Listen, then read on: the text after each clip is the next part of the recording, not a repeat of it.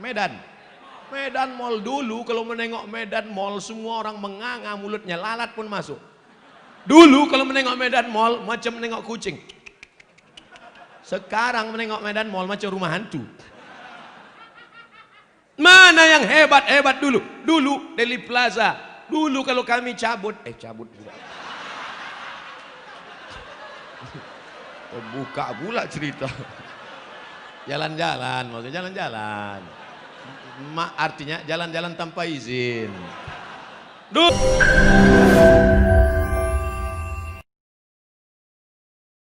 Assalamualaikum warahmatullahi wabarakatuh. Bersyukur kepada Allah dengan mengucapkan alhamdulillahi rabbil alamin.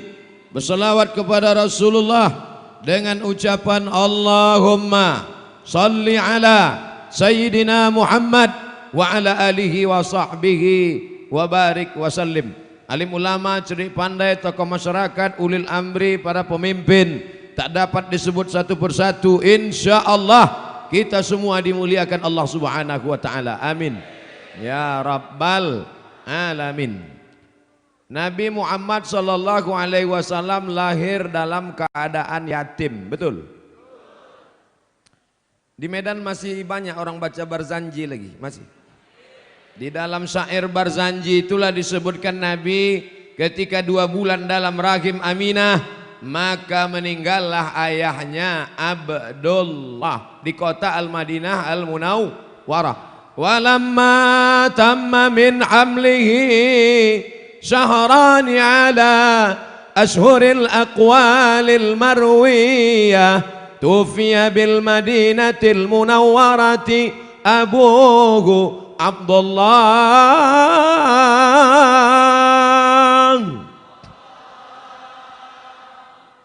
Jawabnya bukan Allah, innalillah. Walamma tamma min amlihi, ketika sempurna hamilnya, syahrani 2 bulan, tufiya bil madinatil munawwarati, meninggallah ayahnya, abuhu bapaknya, Abdullah, meninggallah bapaknya Abdullah. Kira-kira bapaknya pergi meninggal itu dalam perjalanan apa? Yang payah kalau ceramah depan orang belum makan siang. Saya ulang sekali lagi.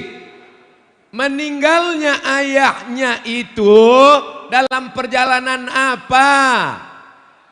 Perjalanan dagang, bisnis, manggaleh, jualan. Sesuai tak sama orang petisah? Itu intinya. Yang kedua, Nabi Muhammad SAW dibawa oleh pamannya, namanya Abu Talib. Sampailah ke sebuah gereja tua, di dalamnya ada pendeta, nama pendeta itu Bahira. Bahira keluar dari dalam dan bertanya, "Who is this?" Siapa ini? Abu Talib menjawab, "Hadza ibni, this is my son." Ini anak saya. Apa kata Bahira? Kalau betul kitab Taurat dan Injil yang kubaca, maka anak ini bukan anakmu. Anak ini adalah anak yatim, ayahnya sudah meninggal. Terkejut Abu Talib. Dari mana kau tahu? Karena kulihat ada 3 tanda yang disebutkan dalam kitab suci yang kubaca. Pertama, pokok kayu bersimpuh. Yang kedua, batu-batu bersujud. Yang ketiga, ada awan yang menaungi dia dari tadi sehingga dia tidak kepanasan. Inilah Nabi akhir zaman yang diutus Allah subhanahu wa ta'ala untuk semesta alam. Bawa dia pulang ke kota Makkah karena Yahudi sudah siap membunuh dia di negeri Syam. Maka dibawalah pulang. Tak jadi perjalanan dilanjutkan. Perjalanan itu dalam perjalanan apa? Dagang, bukan piknik, bukan camping, bukan outbound, tapi dalam perjalanan bisnis. 3, pertemuan Khadijah berumur 40 tahun dengan Nabi Muhammad SAW berumur 25 tahun dalam pertemuan dagang. Yang punya barang-barang perniagaan Khadijah, yang menjualkan barang-barang ke negeri Syam Muhammad SAW. Barang kalau dibawa orang lain biasa saja lakunya, tapi kalau ini yang membawa, maka perniagaan melimpah ruah. Akhirnya Khadijah penasaran, siapa agaknya anak muda yang kalau barang ini dibawanya lakunya luar biasa, berlipat kali ganda. Aku ingin melihatnya. Mana anak muda yang menjualkan barang-barangku ini? Akhirnya dibawalah dia, ditengok Khadijah dari jauh. Begitu melihat wajahnya,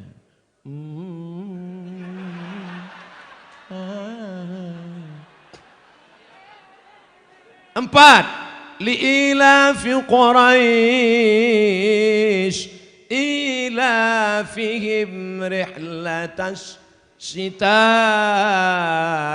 was-shaif. Kalau saya mengaji tak ada orang menyebut Allah. Coba kalau Ustaz Darwin Hasibuan membaca Allah gitu.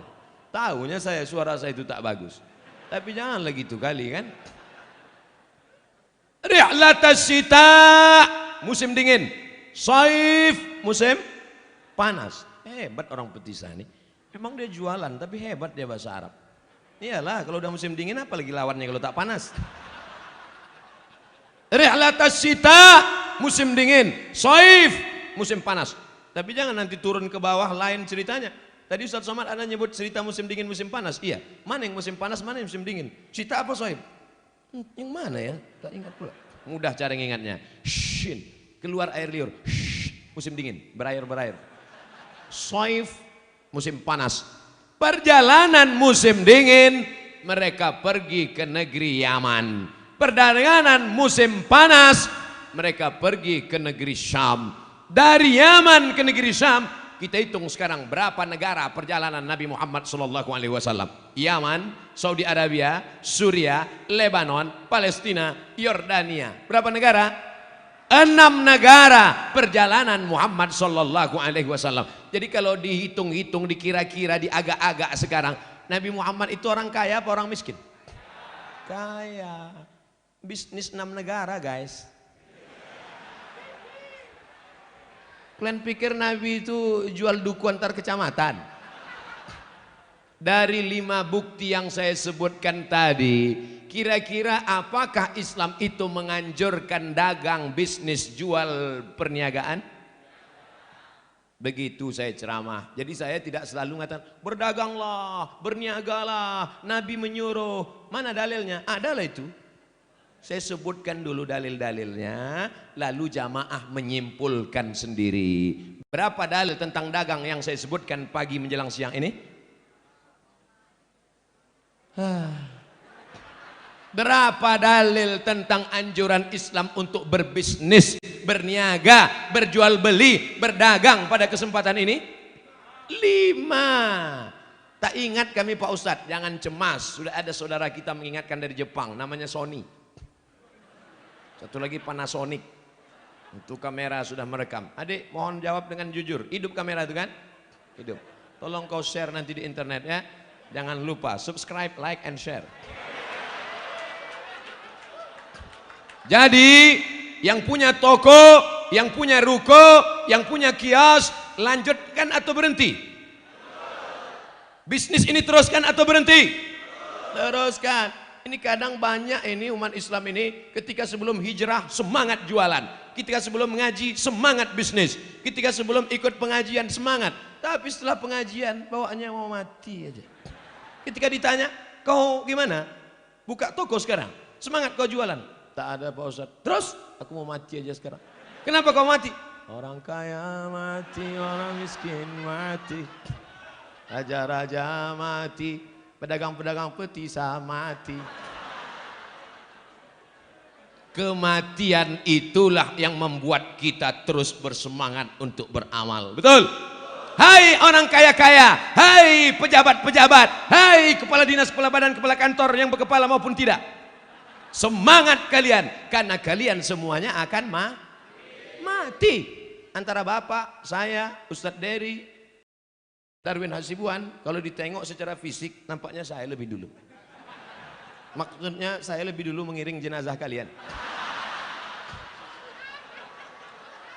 Masalah mati ini tak usah takut, tak usah ngeri, takut. Jangan sampai mati jangan ditakuti, tapi kalau datang jangan sampai lari. Apa takutkan mati? Berani tak mati? 3 orang aja yang jawab, itu pun ragu. Berani, tengok kanan kiri. Saudaraku yang dimuliakan, yang kita takuti itu adalah apa bekal kita setelah mati. Setelah pengajian ini makin semangat tak berdagang ini? Makin semangat tak bisnis ini? Makin semangat tak jualan ini? Semangat. Orientasinya bukan buat rumah besar, bukan beli mobil besar, bukan mencari bini besar, tapi orientasinya untuk membangun masjid. Ini masjid ini udah tua, udah 30 tahun. Makanya ibu kalau ketawa jangan lepas-lepas kali. Bayangkan kalau ketawa serentak, nauzubillah. Bapak DKM, ini masjid ini perlu direnovasi ini Pak. Perlu diperbaiki ini Pak. Yang punya jabatan, pakaikan tanda tangan kalian. Masjid Petisah Ganti terbesar di Asia Tenggara. 1 periode, 2 periode, jadi wali kota, jadi gubernur, mati. Apa yang kau tinggalkan selama jadi pejabat itu? Betul? Dulu saya sekolah di Al-Wasliyah, Simpang Marendal. Dari tahun 1900 sampai 1995 tinggal di Sungai Sekambing, bolak-balik. Selalu saya lewat Petisah nih. Mana dulu yang orang-orang kaya tahun 90 dulu? Mati. Mana dulu pejabat-pejabat yang hebat tahun 90 dulu? Mati. Kalau ada kalian bangun masjid, mengalir pahalanya sampai sekarang. 1990, sekarang 2019, sebentar lagi 2020, 30 tahun yang lalu. Mana orang-orang kaya 20 tahun, 30 tahun yang lalu? Dulu, apa nama mall yang belakang besar? Medan Mall. Dulu kalau menengok Medan Mall, semua orang menganga mulutnya, lalat pun masuk. Dulu kalau menengok Medan Mall, macam menengok kucing. Sekarang menengok Medan Mall macam rumah hantu. Mana yang hebat-hebat dulu? Dulu Deli Plaza. Dulu kalau kami cabut pula. Buka pula cerita. Jalan-jalan, maksudnya jalan-jalan. Artinya jalan-jalan tanpa izin. Dulu kalau kami jalan-jalan ke Deli Plaza yang paling besar. Sekarang bertanya-tanya saya, mana Deli Plaza kemarin? Udah hilang Ustaz, udah tak ada lagi. Artinya apa? Bangunan hilang, orangnya mati. Tapi kalau kau bangun masjid kekal abadi sampai hari kiamat, orang salat Allahu Akbar mengalir insya Allah. Maka silakan bisnis, silakan dagang, silakan jualan, cari sebanyak-banyak harta. Tapi untuk membangun masjid, yang tak ada harta dengan jabatan, dengan tanda tangannya. Tak ada tanda tangan, tak ada jabatan, tak ada kekuasaan, dengan hartanya, dengan uangnya, 1 sak semen, keramik, lampu. Tengoklah lampu, hidup segan mati tak mau. Ini masjid ini banyak AC-nya, kiri kanan AC, depan AC, kiri AC, panasnya minta ampun. Kita akan bangun masjid besar, AC-nya kalau bisa turun salju di dalam, setuju? Janganlah. Menggigil imam itu nanti al gitu. Saudaraku yang dimuliakan Allah Subhanahu wa taala. Sekarang setelah saya jelaskan tentang pentingnya harta dalam Islam, siap tak jadi orang kaya? Kenapa jam ini tak berubah-berubah? Saudaraku yang dimuliakan Allah Subhanahu wa taala, oleh sebab itu maka di antara amal ibadah yang kekal abadi ada di antara ibu bapak yang rajin sholat duha, pagi sholat duha, jam 9 sholat duha, jam 10 sholat duha, mati. Bisa tak sholat duha? Yang rajin baca Yasin, yang rajin baca surat Al-Kahfi, yang sehari baca Quran 1 juz, dari maghrib ke isya baca Quran, mati. Bisa baca Quran? Stop. Tapi ada yang tetap kekal abadi. Mana dia? Shadaqatun jariyah. Oleh sebab itu saya ajak yang bisnis teruskan bisnisnya, yang dagang teruskan dagangnya. Tapi ingat, ada kewajiban namanya zakat. Zakat bukan zakar. Itu maka Itu maka ditulis ayatnya khusus supaya orang di sini kalau ke masjid ini keluar dari sholat ayat ini ditengoknya. Wa aqimus shalah wa atuz zakah. Bayarlah zakat. Ini kaligrafinya bagus, cuman terjemahnya tak ada. Kalau nanti masjid ini direnovasi, tolong buatkan terjemah besar-besar. Bayar zakat. Zakatnya buat sebesar-besar. Zakat. Jadi supaya membayar zakat orang. Betul? Bayar zakat. Pedagang cara menghitung zakatnya. Begitu cerita zakat langsung keluar kota. Donasi perjuangan syiar. Masya Allah, tabarakallah. Berapa zakat yang kita bayar? Zakat dibayar cara menghitung zakat dagang. Ini masalah hitung-hitungannya agak fokus sedikit. Bisa fokus? Jurusnya 3 kurang 2. Berapa? 3 kurang 2. Ditanya 3 kurang 2 berapa? 1 pula kata dia. 3 kurang 2. Modal yang diputar ditambah untung ditambah piutang kurang rugi kurang hutang. Saya ulang sekali lagi. Modal yang diputar selama setahun, mau jualan kain, mau jualan baju, mau jual sepatu, pokoknya untuk urusan zakat dagang begini cara ngitungnya. Modal yang diputar setahun kurang saya pula saya lupa. Modal yang diputar setahun tambah untung tambah piutang kurang hutang kurang rugi. Kalau penghasilannya selama setahun itu mencapai 85 gram emas. Berapa 85 gram emas sekarang di Petisa? 1 gram 500.000. Lebih Pak Ustadz, karena kita udah lama berkawan 500 aja lah. Jadi kalau 4,25 gram, biar mudah ngitungnya 2 juta. 2 juta kali 85 gram, 45 gram, 85, 85. Ingat angkanya 85, 85, 85, 85, 85, 85. Jangan nanti turun ke bawah jadi 58. 85 gram maka kali 500.000 sama dengan 42.500.000. Kalau penghasilan setahun di atas 42.500.000 sudah kena zakat. Tapi kalau di bawah itu berarti Anda belum kena zakat. Saya tidak bisa menanya satu-satu. Kau sudah berzakat apa belum? Kau sudah berzakat apa belum? Hitung sendiri, bayar sendiri, setorkan sendiri. Mencari nafkahnya di Medan, mencari nafkah Sumatera Utara. Di mana kau cari hidup, di sana kau keluarkan zakat. Tapi di kampung halaman saya ada orang susah Pak Ustadz, ada tetangga keluarga Pak Ustadz, ada kawan, ada sahabat Pak Ustadz. Dibagi prosentase. Berapa persen di sana, tapi semuanya di sana jangan. Medan ini juga perlu dibantu, perlu juga ditolong. Fakir miskin banyak. Maka insya Allah kalau zakat ini kita efektifkan seperti pada zaman Umar bin Abdul Aziz. Siapa yang sanggup berjalan kaki dari Son'a Yaman ke Darul Baydha, insya Allah tak akan ada fakir miskin. Padahal jabatannya hanya 2,5 tahun, tak sampai 3 tahun. Dari Son'a ke Darul Baydha, Son'a Yaman, Darul Baydha Maroko. Berapa negara itu? Kita hitung sekarang sama-sama. Yaman, Saudi Arabia, Suriah, Lebanon, Palestina, Yordania, Mesir, Libya, Tunisia, Aljazair, Maroko. 11 negara. Tak ada fakir miskin. Kita pergilah ke lampu merah sekarang. Siapkan 3 truk penuh. Oleh sebab itu maka siapkah kita membayar zakat? Yang tak bilang siap mungkin dia dalam hati, dia pakai sir aja. Siap kan? Siap gitu. Soalnya ini sekarang ini kita ini kurang oksigen ini. Ini kita ini ibaratnya dalam akuarium mati lampu macam mas koki berebut-rebut oksigen nih sekarang. Saya ini untung dekat sama kipas angin. Kalau tidak udah lama pingsan. Ibu-ibu yang di belakang sabar ya Bu.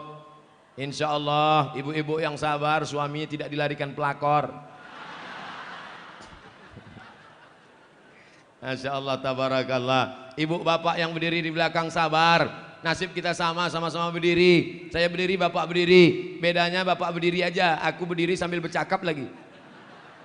Salah Ustadz sendiri. Kenapa Ustadz tak duduk di kursi tadi? Sudah disediakan kursi untuk saya. Tapi kalau saya duduk di atas tak sopan. Ada ahli Al-Quran, Ada pula Ustadz dari Sulaiman yang terus streaming. Hai. Ya, Allah. Saya kalau dekat-dekat dengan Ustadz dari Sulaiman nih makin muda saya. Karena dia fansnya anak-anak muda semua. Anak-anak gaul, anak-anak betato yang antingnya 15 biji. Luar biasa beliau. Kalau saya jamaah pengajian saya kan nenek-nenek. Orang-orang yang udah diintai-intai malakal maut. Tapi yang penting kita selalu bersama. Bersama kita di pajak petisah ini. Pajak apa pasar? Nah, orang Medan ini ada bahasanya khusus, pajak. Pergilah orang Medan ke Jakarta. Mau kemana Pak? Ke pajak. Diantaranya kantor pajak. Saudara yang dimuliakan, yang itu tak usah pala kalian ingat kali. Pengajian yang paling penting diingat. Betul.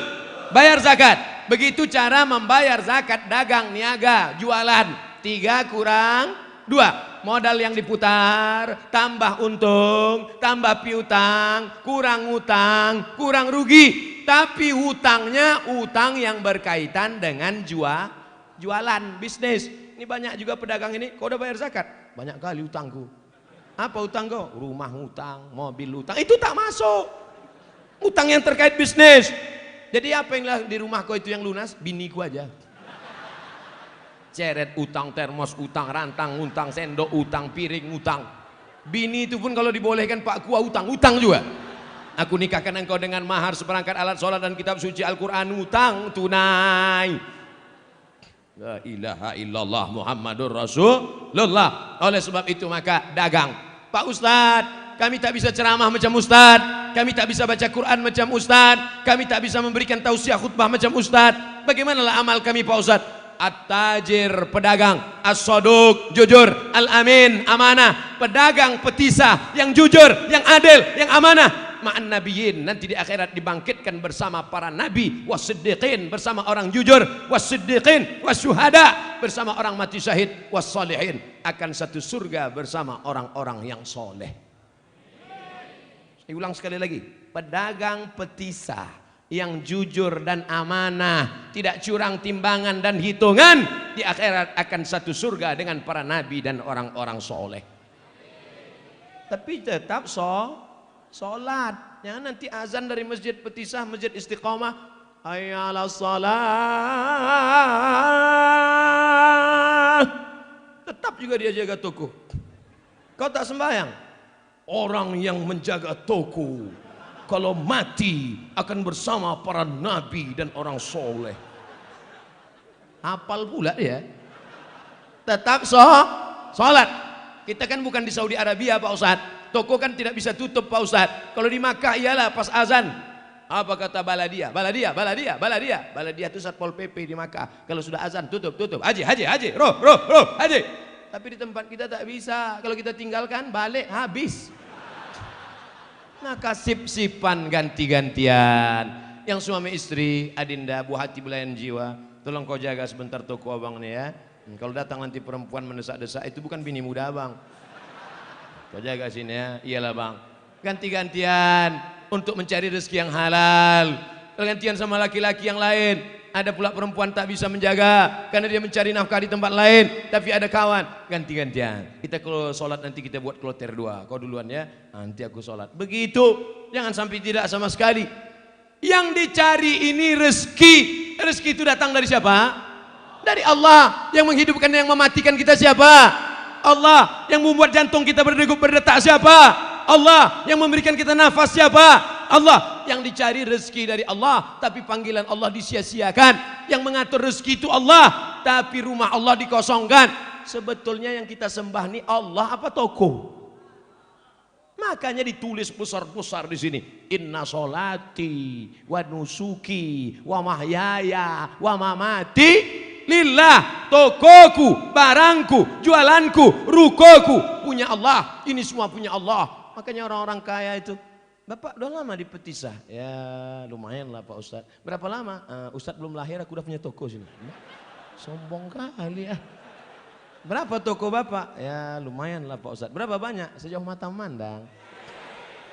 Punya Bapak itu semua. Pinjaman dari Allah Pak Ustadz. Inna solati wa nusuki wa mahyaya wa mamati lillah. Bangga apa tak bangga kita? Saya tak bangga, sombong kali ngomongnya. Saudara yang dimuliakan Allah Subhanahu wa taala, ceramah saya di Petisa ini menggelegar suara. Kenapa menggelegar suara Ustadz? Kabarnya Ustadz batuk, kok bisa menggelegar? Karena sound sistemnya mantap. Kadang di tempat lain saya ceramah, hampir keluar urat leher, suara tak keluar. Baru awal aja udah hilang mental kita. Assalamualaikum. Tapi di Betisa nih, tolong seluruh masjid-masjid di Indonesia, kalau kalian mau tabligh akbar semangat, yang pertama kalian perbaiki adalah sound system. Sound system harus diperbaiki. Masalah kipas angin tak ada, tak apa-apa. Bisa digulung baju. Nanti kalau ditanya orang, "Gimana kemarin di Petisa itu Pak Ustaz?" Memang gitu bawaan baju baru, agak panas sedikit.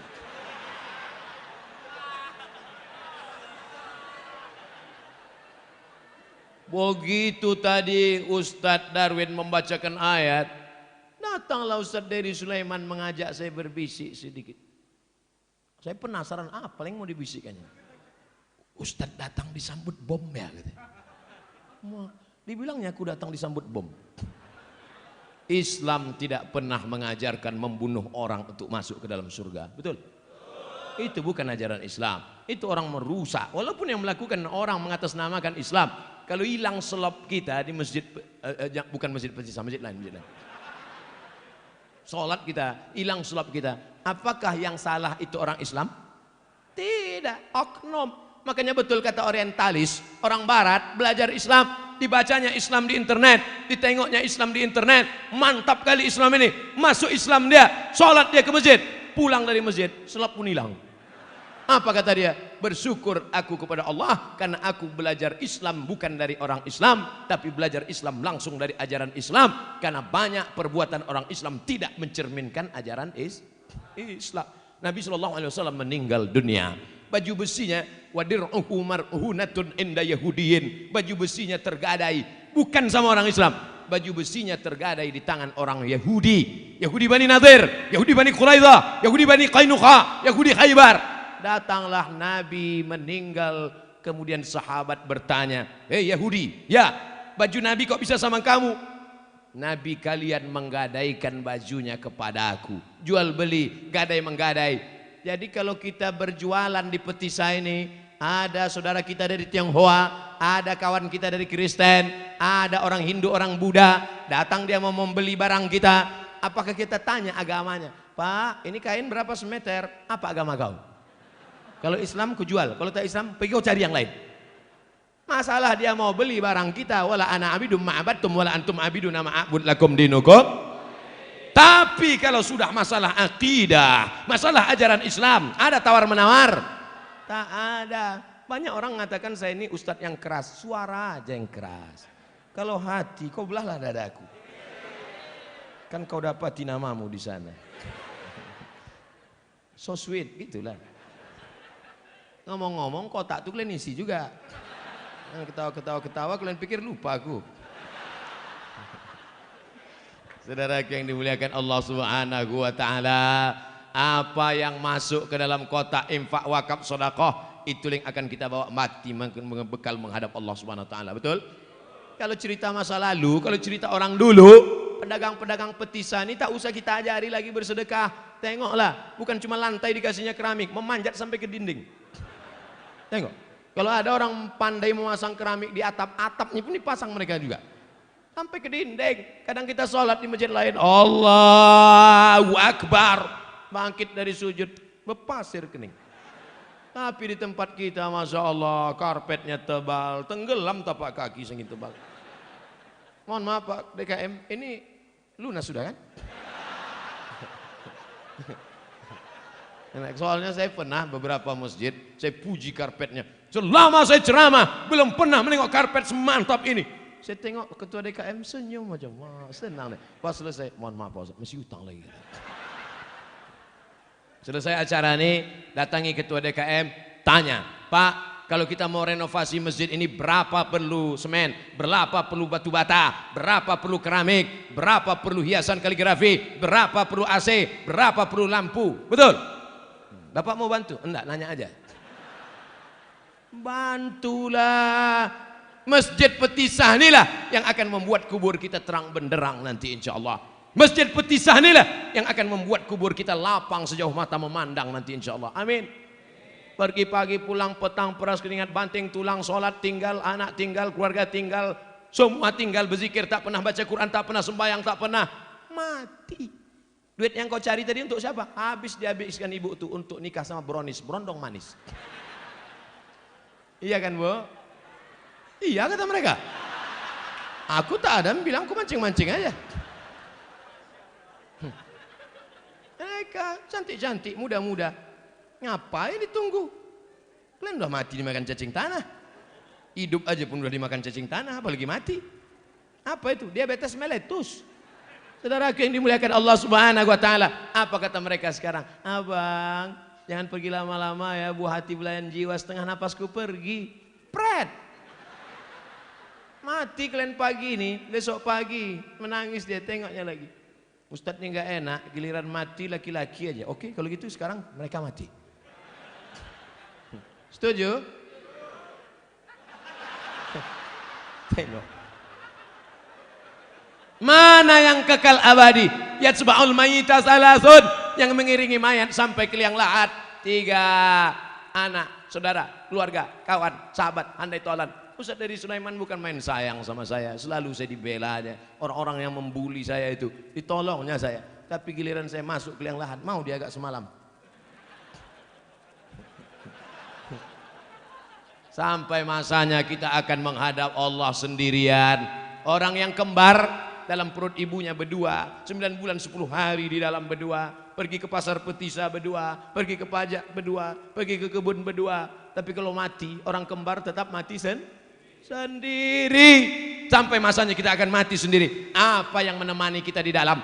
Orang yang mati itu ditanya Allah Subhanahu wa taala, "Hai jenazah, hai orang mati, kalau kau suruh kau hidup lagi, apa kau mau? Kau mau apa?" Apa kata orang yang mati itu? "Laula akhartani ila ajalin qarib." Saya tahu dari suara kalian agak terpaksa sedikit.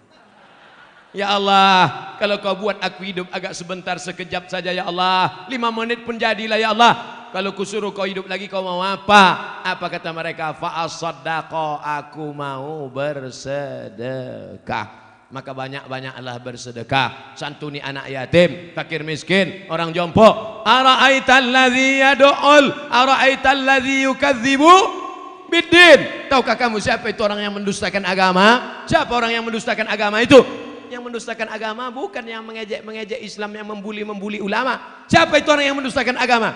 Fadzalikal ladzi yad'ul yatim.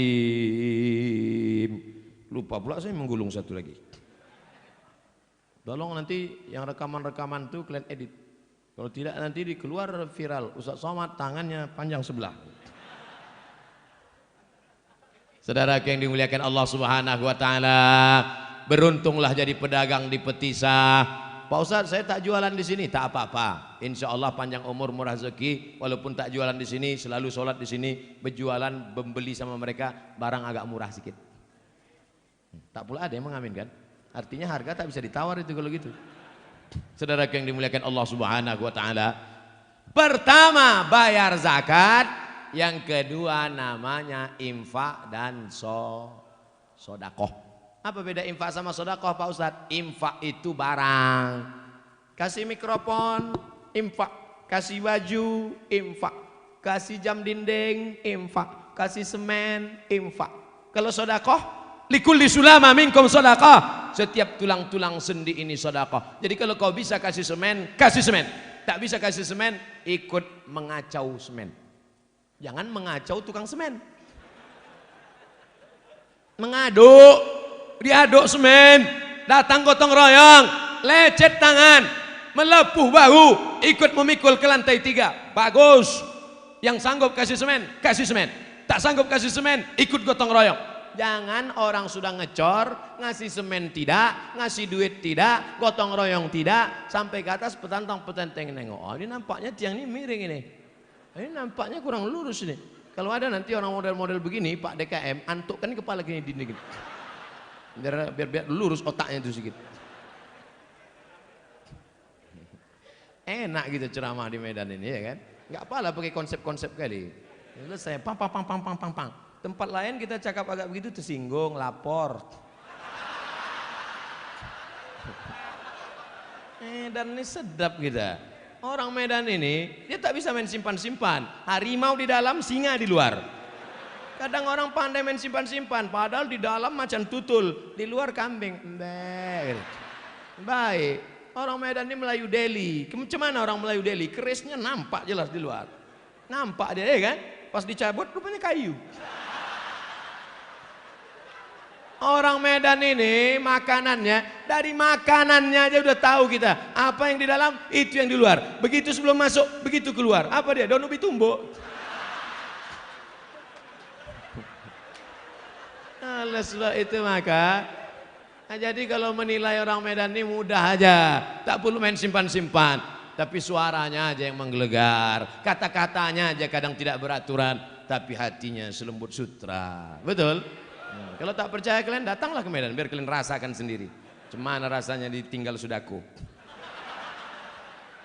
Saudaraku yang dimuliakan Allah Subhanahu wa taala. Zakat sudah. Infak sudah. Sedekah sudah.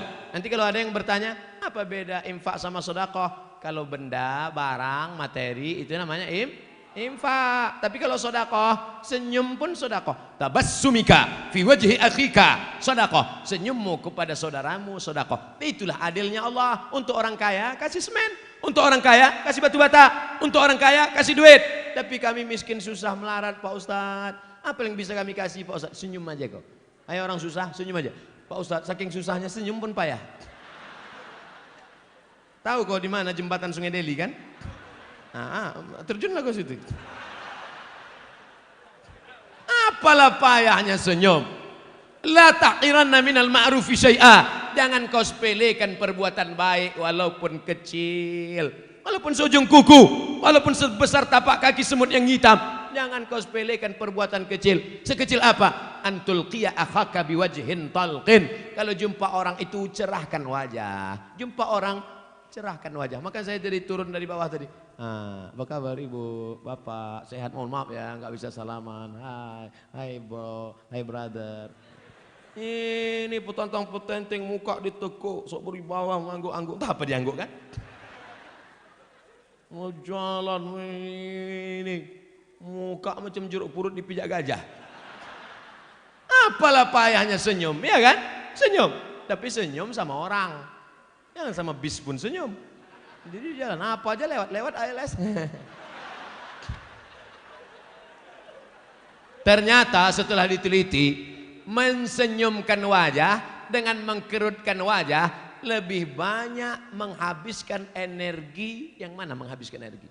Mengkerutkan wajah. Maka jangan dikerut-kerutkan wajah. Tapi ibu-ibu hati-hati juga. Kalian kalau mau senyum itu sama sesama perempuan, sama pedagang tak apa-apa. Jangan sama laki orang kalian senyum. Abang, sama laki orang dia senyum, sama laki sendiri macam nyimblorong. Kadang banyak perempuan ini. Pernah saya bertamu, yang saya ceritakan ini hanya true story, kisah nyata. Bertamulah saya ke rumah jamaah. Saya ketuk pintu, Assalamualaikum, Waalaikumsalam. Dibukanya pintu, terkejut saya. Ini rumah siapa? Rumah saya Ustadz, saya jamaah Ustadz. Loh, di mana kita jumpa? Kok macam nggak pernah? Rupanya berubah muka karena tak pakai make up. Malah ditunjukkannya aslinya, oh rupanya pakai makeup. Makeup, make membuat, up naik. Jadi selama ini makeup itu membuat naik, pipi naik, dagu naik, hidung naik. Nauzubillah. Alhamdulillah, ibu-ibu pedagang di Petisa ini tak pala dia pakai make up kali, karena dia memikirkan nanti kalau dipasang kali pun pagi toh akan hilang juga karena akad sholat zuhur dan sholat asar. Parahnya perempuan sampai tak sholat gara-gara itu. Itu pengantin-pengantin yang di depan. Tarik nih kata sampai tak sholat. Di hari pernikahan yang mestinya sakral, yang mestinya didoakan orang, mendoakan orang, malah tidak sholat. Nauzubillah. Kalian cantik bukan karena bedakmu, kalian cantik bukan karena lipstikmu, kalian cantik karena bekas wudhu dan bacaan Al-Quranmu. Ibu kok nggak tua-tua ya? Nggak pakai makeup pun cantik nampakku. Iyalah, saya kan bekas wudhu. Oh jadi kau pikir kami tayamum semuanya? Saudaraku yang dimuliakan Allah Subhanahu wa taala. Apa kata Allah Subhanahu wa taala bercerita tentang setan? Wala udillannahum, kami buat mereka sesat. Setelah disesatkan setan, wala umanniyannahum, kami buat mereka berhalusinasi, merasa lebih cantik, merasa lebih mancung, merasa lebih hebat, merasa lebih putih, merasa lebih, aku lebih cantik, aku lebih mancung, aku lebih tinggi karena tumitku 15 cm. Ada perempuan ini kalau dia pakai sepatu selop, dia yang makai, kita pula yang takut jatuh. Lewat dia depan kita tengok, ay. Ini pakainya, dia yang kesleo, kaki kita yang sakit. Parah. Ada pula jenis perempuan ini putih, tangan hitam. Masya Allah, tabarakallah. Apa maksud Ustadz Somad di petisa cerita ini? Petisa ini kan banyak juga perempuan menjaga barang dagangan kan. Janganlah kalian pakai kali banyak kali. Ini kan panas di bawah. Tak semua toko pakai kipas angin AC. Meleleh. Ibu-ibu, bapak-bapak, beli kain kemari ya. Beli kemari singgah. Bapak mau cari kain, mau celana jin. Semua orang tersenyum. Ibu, rupanya kawan dah meleleh. Macam sampul film The Joker. Jangan hanya hebat di tempat perantauan, pulang ke kampung. Banyak juga orang yang pulang ke kampung dibuat rumah besar, megah, hebat, 4 lantai. Sekarang jadi apa? Rumah hantu. Tak ditempati. Bangunkan sekolah tahfiz Quran. Panggilkan guru-guru tahfiz, masukkan ke dalam. Sehingga anak-anak di kampung pagi petang mengaji mereka. Bataba, batabat, batata, batasa, basaba. Setuju? Yang belum, cari. Mulai target sekarang. Sekarang bulan Rabiul Awal, Rabiul Akhir, Jumadil Awal, Jumadil Akhir, Rajab, Sya'ban, Ramadan. Nanti bulan Sya'ban, hitung zakat, banyak keuntungan, beli tanah di kampung, buatkan rumah tahfiz Quran. Amin. Insya Allah, intan surullah, kalau kau tolong agama Allah, yansurkum, Allah akan menolong kamu. Dilimpahkan Allah rezeki ini melimpah, limpah, insya Allah. Amin. Kama sali habba, macam satu biji, ambatat sab'a sanabil, tumbuh 7 cabang. Wa fi kulli sumbulatin mi'atu habba, dalam satu cabang ada 100. Wallahu yudha'ifu liman yasha, Allah lipat gandakan, berlipat-lipat. Wallahu wasi'un alim. Buat situ TK Quran, bisa menyedot lapangan pekerjaan. Ada anak keponakan saudara, sahabat, kerabat, bisa jadi guru. Anak-anaknya pula bisa menghafal Al-Quran. Maka Indonesia akan menjadi baldatun thayyibatun wa rabbun ghafur. Saya seorang mu'alaf, suami menyuruh saya mengaji dan memanggil guru ngaji. Tapi suami tak pernah sholat. Bagaimana supaya suami saya mau sholat? Kasihan kali ibu ini. Ditinggalkannya umaknya, ditinggalkannya ayahnya, ditinggalkannya agamanya untuk mengikut kau wahai laki-laki. Tiba-tiba kau yang diikut pula mayat berdiri. Kan kasihan kita itu. Oleh sebab itu kupesankan kepada kalian wahai laki-laki, kalau kalian sampai merubah akidah anak orang sudah bagus, tapi kalian mesti menjadi imam. Mungkin belum pandai belajar mengaji. Datangi guru mengaji. Ustaz, saya malu nih Ustaz, istri saya mu'alaf, saya mau belajar ngaji Ustaz, tapi saya belum paham. Bisa Ustaz ajari saya 4 mata, jangan tahu orang yang lain, malu saya. Kata Ustaz, jangan kan 4 mata, 3 pun bisa baca. Utlubul ilma minal mahdi ilal lahdi, tuntulah ilmu dari buayan hingga ke liang lahat. Ya ayyuhalladzina amanu, wahai para suami, laki-laki, qu anfusakum, jaga dirimu, wa ahlikum, istrimu, anakmu, nara, dari api neraka. Laki-laki, perempuan, siapa kepala rumah tangga? Laki-laki apa perempuan? Laki-laki. Siap jadi laki-laki? Banyak yang tak siap laki-laki ini. Banyak sekarang laki-laki tak siap jadi laki-laki. Badan berotot, tegap, kumis melintang, melambai. Kau laki-laki apa perempuan? Eka sebenarnya perempuan. Terjebak di tubuh laki-laki. Gimana alamat kau? Jalan Nibung.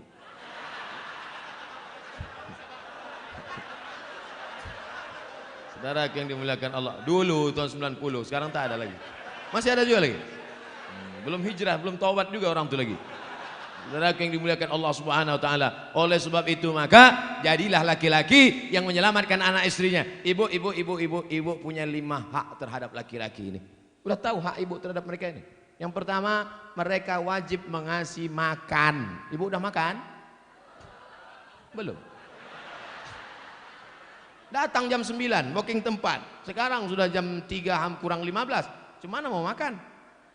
2, pakaian. Alhamdulillah pakaian sudah dari ujung ke ujung pakaian. Tapi tadi ku tengok banyak juga yang pakai pakaian belum selesai dijahit. 3, tempat tinggal. Tempat tinggal harus yang layak. Tapi jangan kalian paksakan suami untuk, abang, tetangga kita rumahnya udah 2 tingkat, aku mau 3. Banyaklah laki-laki tak tahan jantungnya menghadapi bini macam ini. Apa dek? Kau minta gelang? Kau minta rumah? Mati. 4, pendidikan. Aslinya suami-suami laki-laki, kalian yang mendidik istri kalian, panggil istri kalian baca Quran, panggil istri kalian ajarkan sholat, panggil istri kalian, kalian nasihati. Tapi karena kalian tak bisa mengajar mereka, maka suruh mereka pengajian ke Masjid Petisah. Betul? Datang Ustadz Munzir Situmorang mengaji dek, datang Ustadz Dery Sulaiman ngaji dek, datang lagi Ustadz Yahya Waloni ngaji dek, datang lagi Ustadz Uwai, Ustadz Adi Hidayat, wah mengaji. Ini mengaji. Abang tak ngaji? Abang nyuruh aja. 5, perhatian. Makan, sudah. Pakaian, sudah. Pendidikan, sudah. Tempat tinggal, sudah. Perhatian. Perempuan itu perlu diperhatikan. Perempuan itu perlu dipuji-puji. Perempuan itu perlu dimuliakan. Perempuan itu perlu kata-kata sanjungan yang lemah lembut. Betul? Makanya Nabi selalu memuji-muji. Apa kata Nabi? Ya Humaira, wahai engkau Aisyah yang kulitnya putih kemerah-merahan. Ustadz, boleh saya panggil bini saya wahai engkau yang berkulit putih? Boleh. Tapi dia tak putih, tak apa-apa. Tak apa-apa, menyenangkan hati dia. Mudah-mudahan diminumnya jus bengkoang 2-3 hari ini. Yang terlalu jujur.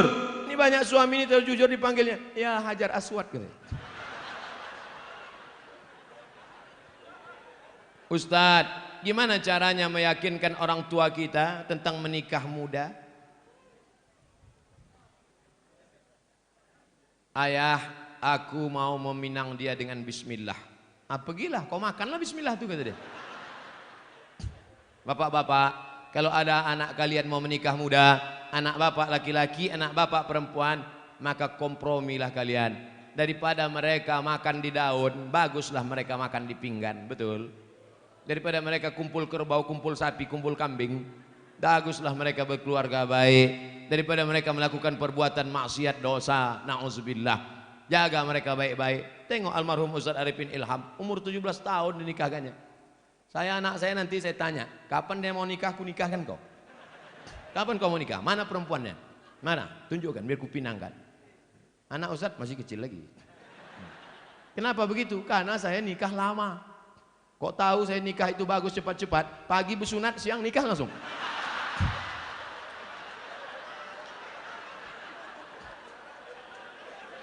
Man istata'a minkumul ba'ah.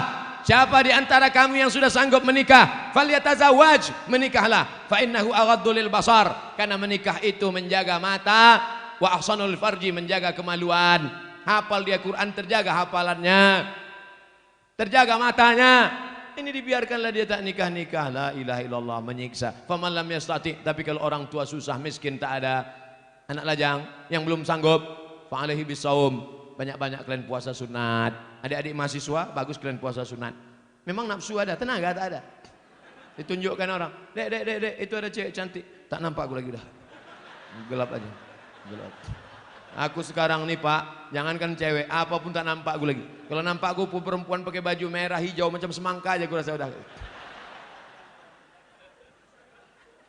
Kalau bapak kaya, duit bapak banyak, anak gadis bapak ada, mampu bapak mengasih makan, cari anak yang soleh-soleh itu, panggil dia. Mau kau nikah sama anakku? Ku tengok kau baik kali, bagus, sudah sering kau sholat, ku tengok.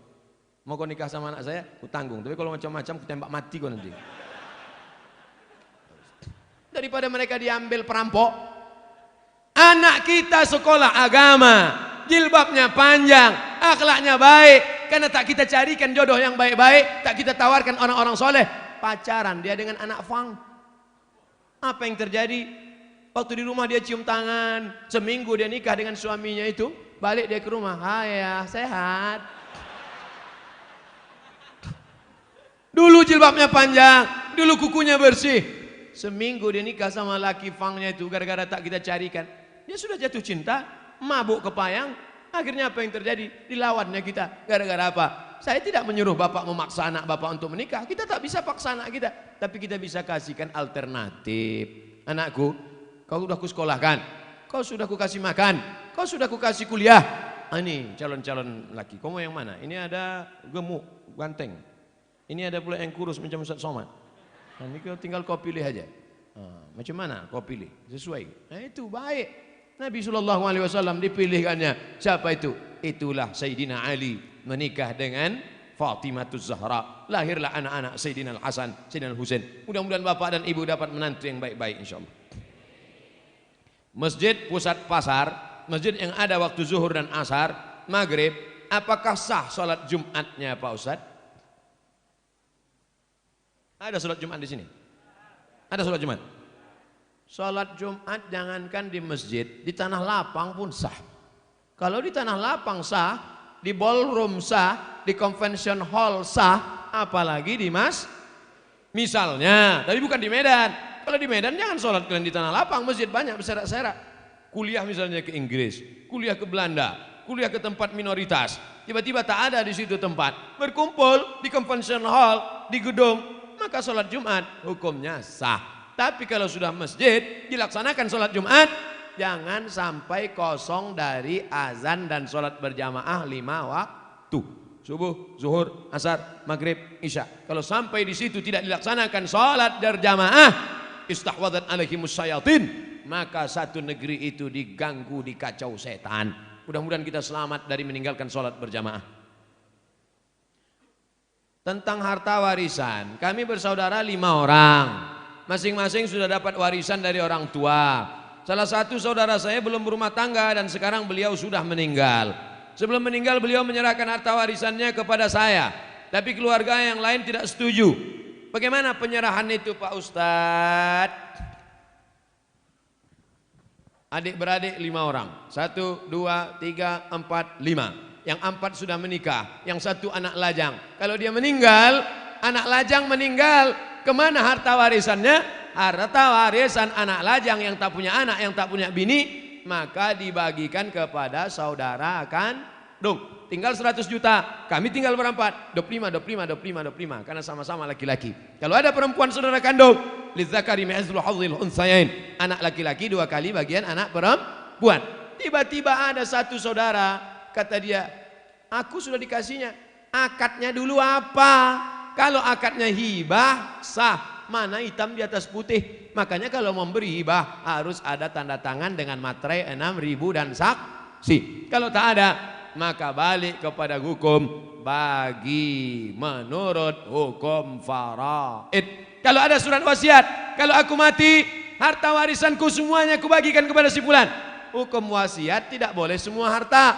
Hukum wasiat paling banyak 1/3 harta. Jadi kalau di total hartanya 100 juta, wasiat hanya terjadi 33 juta. Yang 66 tetap dibagi kepada ahli waris. Jelas?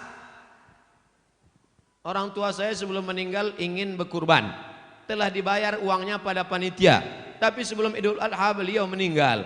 Apakah itu boleh diteruskan diwakilkan pada anaknya? Maka kalau orang tua ada berpesan, nanti kalau aku meninggal atau dia masih hidup dia berpesan, maka tetap dilanjutkan walaupun sudah meninggal dunia. Orang tua hidup berpesan, sebelum sampai hari kurban meninggal, teruskan. Orang tua masih hidup berpesan, kalau aku mati nanti buatkan kurban, teruskan.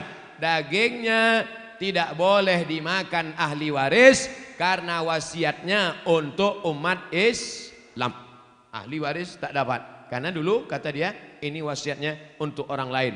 Tapi menurut mazhab Hambali, Imam Ahmad bin Hanbal, ahli waris boleh memakannya karena ahli waris juga bagian dari umat Islam. Jadi kalau ada bapak ibu yang kemarin orang tuanya meninggal dunia, lalu diwasiatkan potong kambing, lalu kemudian dia ikut mendapatkan daging kuponnya, jangan merasa bersalah. Kalau ada ustadz mengatakan tak boleh ahli waris memakannya, berarti bukan dari mazhab Hambali, mazhab yang lain. Kita mengamalkan selama tidak keluar dari Hanafi, Maliki, Syafi'i, Hambali, selama ahlu sunnah wal jamaah, maka tetap kita boleh amalkan. Jelas?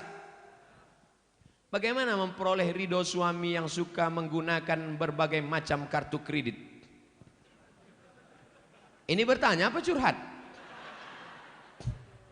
Saya harus tidak memasak, padahal bahan-bahan yang dibeli dari kartu kredit. Suami tersebut susah mengendalikan pandangan mata. Akhirnya pernah terjadi perselingkuhan. Semua perilakunya sudah dinasihati, tapi dia masih melakukan di belakang saya. Mohon doa dan solusinya Pak Ustadz. Ibu, kalau ibu sudah pengajian, jangan ibu menceramahi suami ibu. Jangan pulang dari sini, pulang ke rumah, abang sini sebentar, ada yang mau kusampaikan. Assalamualaikum warahmatullahi wabarakatuh. Bukan begitu. Dalam Islam ada perwalian. Ibu punya wali 6 orang. Wali ibu ada 6. Pertama ayah, yang kedua atuk, yang ketiga abang, yang keempat adik laki-laki, yang kelima abang ayah, yang keenam adik ayah laki-laki. Melaporlah ke 6 wali. Wali bukan cuman hanya wali saat nikah saja. Saat suami terjadi sesuatu, maka wali memanggil suami. Kreditor, sini kau sebentar. Cutman, sini. Cutman dia, lelaki kartu. Saking banyaknya kartu kreditnya. Sini bentar. Aku dapat laporan kabarnya kau asik main kartu kredit saja. Banyak utang piutang keliling pinggang. Sudah begitu kau selingkuh pula. Ini keponakan kami ini bukan dapat kau di tong sampah. Dulu kau pinang baik-baik. Oleh sebab itu maka suami mesti dikasih SP1, surat peringatan pertama. Jangan lupa wali yang berbicara, kita semua saling mendoakan. Di akhir majelis nanti kita doakan mudah-mudahan lembut hatinya insyaallah. Amin. Mana yang lebih dipilih, istri atau emak?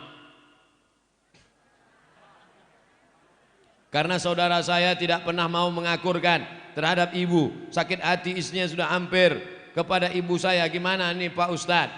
Apa kata perempuan yang soleha? Aku milik suamiku, suamiku milik ibunya. Tidak ada sorga kecuali di tapak kaki ibu. Oleh sebab itu jangan lawan ibu. Makanya kalian yang lajang-lajang sebelum menikah, berani kalian berkata kepada dia, Adinda, aku mau nikah sama kau. You want to be a second woman, tapi kau akan menjadi perempuan yang kedua. What? Jadi kalau begitu aku istri yang kedua. Istriku satu kau, tapi perempuan yang kedua adalah, yang pertama adalah ibuku. Bangga kita melihat preman tegap berotot bertatu, tapi tatunya tertulis di sini, I love Amakden. Nah, enggak kita berbakti dia pada ibunya. Ibu tak bisa dilawan. Ibu tidak bisa dilawan. Jurus menghadapi ibu 3. Diam, diam, diam. Apapun kata dia diam. Jangan kau lawan. Karena umurnya tak lama. Malaikat maut sudah dekat. Jangan sampai ketika dia mati, disitulah kau baru menangis mencakar dinding. Oh, pandai-pandai. Tanya kepada alim ulama, tokoh masyarakat. Pandai kepada bapak. Tanya, ini banyak nih hadir di antara kita bapak-bapak yang sudah lama berumah tangga, yang jam terbangnya, mereka ini pilot-pilot Sukhoi, yang jam terbangnya sudah 5.000 jam ke atas. Bagaimana mereka pandai antara ibu orang tua, antara keluarga, pandai mendamaikan. Mudah-mudahan kita termasuk orang yang diberikan kebaikan dunia dan akhirat. Amin. Asuransi komersial, halal atau riba Pak Ustadz? Bukan asuransi Islam, asuransi komersial, konvensional, halal apa haram? Kelompok yang satu mengatakan asuransi halal karena di dalamnya ada ta'awun, tolong wa ta'awanu 'alal birri wat taqwa, tolong menolonglah kamu dalam kebaikan, wala ta'awanu 'alal ismi wal 'udwan, jangan tolong menolong dalam keburukan. Peserta asuransi 100 orang. Bapak store 10 juta, 10 juta, 10 juta, 10 juta, 10 juta, 10 juta. Maka kalau store semuanya 10 juta kali 100 orang berarti berapa itu? 1 M. Betul. Terjadi musibah, maka seolah-olah saat itu ini sedang tolong menolong. Itulah ilat sebab hukum kalau ada ustadz yang mengatakan itu sebenarnya ada unsur tolong menolong. Jadi boleh, kata fatwa yang pertama. Tapi kata fatwa yang kedua, asuransi haram. Di mana tak haramnya? Karena di situ ada gharar, gambling, judi, ketidakpastian. 10.000, 10.000, 10.000, 10.000, 10.000. Tak tahu entah siapa yang dapat. Tiba-tiba na'udzubillah mobil dia yang ditabrak tiang listrik. Pup, dapat. Enak aja dia. Aku udah 3 tahun tak ada nabrak-nabrak. Apalah dia ditabrakkannya pula. Dapat.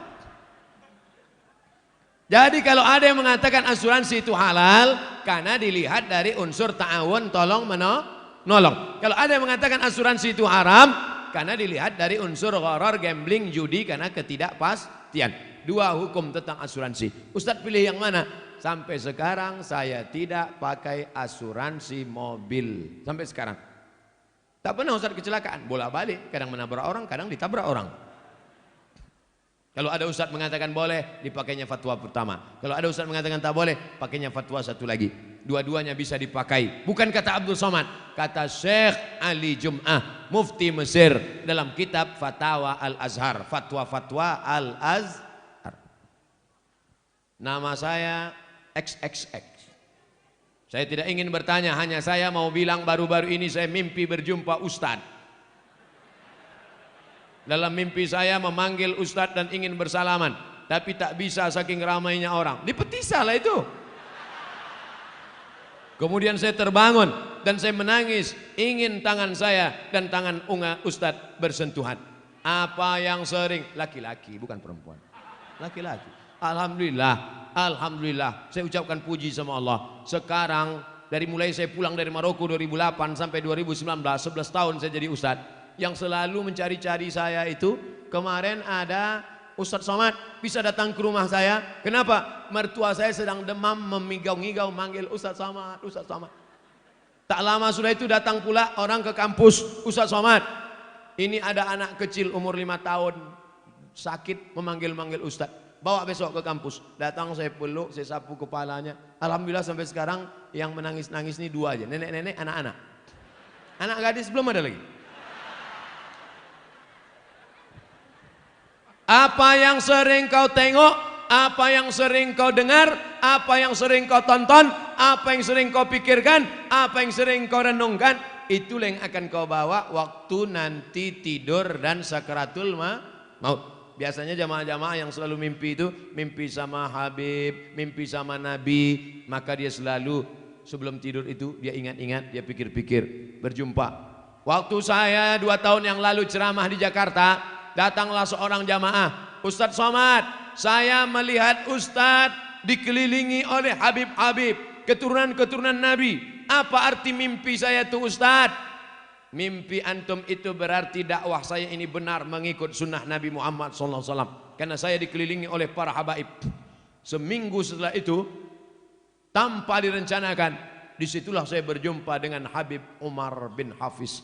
Allah Ta'ala mempertemukan. Ternyata ustadz tak melihat dalam mimpi, tapi jamaah melihat. Hati jamaah jauh lebih bersih dari suci daripada Ustadz Abdul Somad. Antena dia bersih, antena Abdul Somad masih kotor lagi. Kadang masih marah menengok buli-buli caci maki. Jamaah tak ada marah-marah. Orang bukan dia yang diejek. Mohon kiranya doakan saya agar penyakit yang saya derita ini cepat sembuh. Di akhir majelis nanti kita doakan mudah-mudahan yang belum jumpa jodoh dijumpakan Allah. Yang belum punya anak dikasih anak-anak soleh solehah.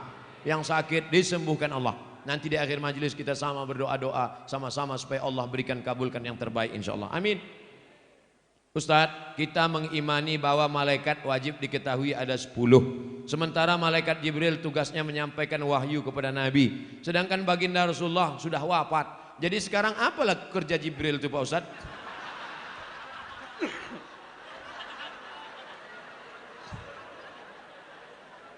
Jibril, Mikail, Israfil, Israel malaikat maut, kiraman katibin, raqib aktid, mungkar nakir, Malik Ridwan. Itu pelajaran anak TK. Sekarang saya sebutkan, innalillahi malaikatan, Allah punya malaikat. Malaikat itu kerjanya yatufuna alal ar. Malaikat berkeliling di atas muka bumi. Kalau malaikat menengok ada majelis zikir, dipanggilnya malaikat-malaikat yang lain. Halumu ila hajatikum, mari kemari. Ada tak malaikat yang saya sebutkan mencari majelis zikir ini dalam yang 10 tadi? Tak ada. Jangan batasi malaikat hanya cuma 10. Yang 10 itu untuk memudahkan anak TK belajar, anak sekolah. Malaikat tak berbatas. Contoh kedua, inna ahadakum yujma'u khalquhu fi batni ummihi 40 yawman nutfah. Kamu diciptakan dalam perut ibumu 40 hari dalam bentuk air, sperma, 40 hari dalam bentuk darah, 40 hari dalam bentuk daging. Tsumma yursalul malaku. Kemudian datang malaikat membawa rohmu dari alam arwah masuk ke dalam alam rahim. Ada disebutkan nama malaikat yang membawa ruh itu? Tak ada. Maka malaikat itu jumlahnya banyak. Apa tugas pokok malaikat itu? Tengok dalam surat Al-Baqarah. Wa nahnu nusabbihu bihamdika wa nuqaddisu lak. Tugas malaikat pokok, tupoksi. Tugas pokok fungsi malaikat adalah bertasbih. Ada malaikat yang sejak diciptakan sampai hari ini bertasbih tak bangkit-bangkit. Subhanallah walhamdulillah wa la ilaha illallah wallahu akbar. Ada malaikat 70.000 malaikat masuk setiap hari dikeliling mengelilingi Ka'bah di bawah, di atas itu namanya wal baitil ma'mur, rumah yang dimakmurkan. Jibril malaikat berkeliling bertasbih subhanallah walhamdulillah wa la ilaha illallah wallahu akbar subhanallah. Malaikat berkeliling di atas. Adam alaihissalam rindu ingin menengok Baitul Ma'mur. Ketika turun ke bumi, kata Allah, buatlah bentuknya macam Baitul Ma'mur. Kalau dijatuhkan batu kerikil dari atas pos jatuh ke bawah, maka sama di bawah. Malaikat di atas memuji, mengagungkan Allah. Manusia pun di bawah sama. Subhanallah walhamdulillah wa la ilaha illallah wallahu akbar. Makanya kalau mau sama ucapan kita dengan ucapan malaikat, mesti banyak-banyak bertasbih. Jadi apalah tugas Jibril sekarang? Balik ke tugas pokok, mengagungkan, mensucikan, bertasbih, memuliakan Allah. Subhanallah walhamdulillah wa la ilaha illallah wallahu akbar wa la haula wa la quwwata illa billahil aliyyil azim.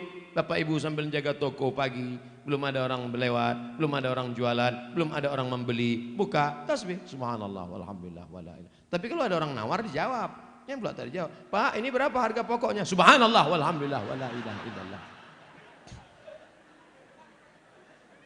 Banyak-banyak bertasbih di toko menghilangkan santet, sihir dan guna-guna. Boleh jadi ada orang benci tak suka. Bagaimana supaya toko kita itu supaya tak laku? Orang lewat macam lewat di kuburan. Kata dukun, ambil air orang mati, nanti siramkan. Akhirnya orang lewat di toko kita, yang ditengoknya bukan pakaian, malah dibacanya doa ziarah kubur. Assalamualaikum ya ahlal kubur. Bagaimana caranya supaya toko ini mati? Kau ambillah tulang pukang. Sebagaimana pukang itu malu menengok orang, begitu pula lah yang punya toko itu malu menengok pembeli, akhirnya tutup mata saja. Maka guna-guna ini pagi, sebelum pagi awal masuk membuka, baca Fatihah sekali, Qul huwallah 3 kali, Qul rabbil falaq sekali, Qul rabbin nas sekali, ayat kursi sekali. Habis itu barulah isi dengan tasbih. Ingat, Fatihah sekali, Qul huwallah 3 kali, Qul rabbil falaq sekali, Qul rabbin nas sekali, Fatihah sekali, Qul huwallah 3 kali, Qul rabbil falaq sekali, Qul rabbin nas sekali, ayat kursi sekali. Pagi-pagi pas pertama masuk. Mudah-mudahan Allah Ta'ala jauhkan dari santet, dari sihir, dari guna-guna dan lain sebagainya. Karena sampai hari ini masih banyak pengikut www.hantu.com. Mari kita sama-sama berdoa kepada Allah. Ala hadhihi niyyah wa kulli niyatin salihah. Al-Fatihah. A'udzubillahi minasyaitonir rajim. Bismillahirrahmanirrahim. Alhamdulillahi rabbil alamin. Arrahmanir rahim. Maliki yaumiddin. Iyyaka na'budu wa iyyaka nasta'in. Ihdinas siratal mustaqim. صراط الذين أنعمت عليهم غير المغضوب عليهم ولا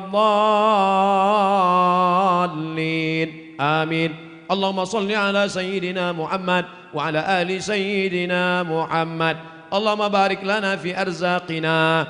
Berikan berkah pada rezeki yang kau titipkan pada kami, supaya kami bisa berwakaf, berinfak dan bersedekah ya Allah. Allahumma barik lana fi amwalina, berikan berkah pada harta yang kau amanahkan pada kami, sehingga harta itu menjadi ibadah bukan menjadi khianat bagi kami ya Allah. Allahumma barik lana fi auladina, berikan berkah pada anak-anak kami, sehingga anak kami menjadi para penghafal Al-Quran. La tada' lana dzamban illa ghafartah, keluar kami dari majelis pengajian ini, hapuslah segala dosa-dosa kami. Wala dainan illa qadaitah, tolong kami lepas dari jeratan hutang piutang. Wala maridan illa syafaitah, ada di antara kami yang sakit, sehatkan untuk selamanya ya Allah. Wala mayitan illa rahimtah, yang meninggal dunia curahkan rahmat ampunan kasih sayangmu ya Allah.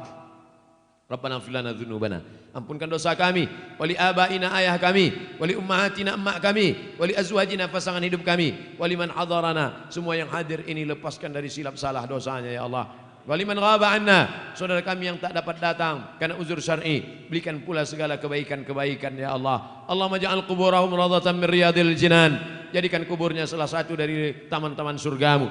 La taj'al quburahum hufratan min hufarin niran, jangan jadikan kuburnya salah satu dari lubang neraka-Mu ya Allah. Rabbana atina fid dunya hasanah wa fil akhirati hasanah wa qina adzabannar. Wa sallallahu ala sayyidina wa maulana Muhammad wa ala alihi wa sahbihi wa sallam, walhamdulillahi rabbil alamin. Taqabbalallahu minkum minna wa minkum taqabbal ya karim.